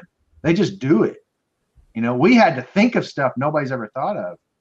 Wow, It's that's amazing. a different generation now. There we go, Tim. No, I'm amazed at this platform. I want to be the queen. So Robert and I have to get married now, apparently. What do you want, For this, I'm telling you. I see something here, and I'm like, man, this would be such a cool fact that my sister and my bro, which neither one are. It's not a matchmaking. neither one are, but I'm telling you, man, it's like You know what's going to happen now. Somebody's going to get married on this on TV. It's going to be on Blab around the world getting married. We're having a serious conversation here, Timothy. I can tell. I'm watching both your faces on this thing. I'm telling you, as Who's posting the most? Who gets the most red? I can read both of you right now. So I have a really good friend, Meg, that's in the room, and she will not show her face, but she is a single mom up north in Northern California. Hi, Meg. Sorry, I'm. How did you do that? That's so got cool. Manny Cam or one of those things. How do you do that? Just click on a button. Well, this is what he liked the most. This is my favorite. Oh my gosh! I want to know how to do that. Is that Manny Cam? Huh? Do I have what? Is that Manny? Is that Manny? Is it Manny? It'll Manny show. Cam? Is it an Apple thing? Because I don't have an Apple. Sorry. No, it's not Apple, so it's called Manny Cam. MANYCAM. You get a free Manny copy, and then you can pay like $30 to get more. But hey, I think we got somebody from Blab on here watching us. That's funny. Why do you say that? Who is it? They got the Blab picture. I'm wondering. No, that's not somebody from Blab. No, am I correct when it says plus? That's Will. Whatever That's Will. numbers. What about the +1 or +2? Isn't that when they're usually somebody from the business watching? Nope. I always wondered what that was. I never could figure out what the +1 is. You don't know how to go 1 + 1? Some people have hard things figuring out the connections in life. So, Tim, what do you have to say to us? Go ahead. So I'm just making sure the two of you, phone numbers exchanged before the end of the night. Sue, all right, go to your Twitter account. This was not supposed to be a matchmaking blab, but I mean, we should start doing that. Maybe that'd be cool. Hey, it'll work. I'm just thinking, okay. Yeah, when you think there's trouble. Huh? When you think there's usually trouble. There is. I know. But Oh, wow. Robin's an available guy who is very respectful, all right, and fun. Sue, an Yes. awesome girl. Both of you are single entrepreneurs, and you get the entrepreneurs. I just see the obvious. I guess nothing else matters, Sue. Oh, that ain't cool. That we're on opposite coasts. That's cool. Minor detail. That's what I guess, asking. You know, Sue, we'll just have to, for a weekend, fly into Dallas. That's fine. Yeah, then we can go visit Barry. Oh, look at all that crazy stuff he's doing. That is weird. Okay, I don't like that one. Text based, don't start with the CTA and ETA. That's my stuff. Okay, you can't talk ETAs. That's my term.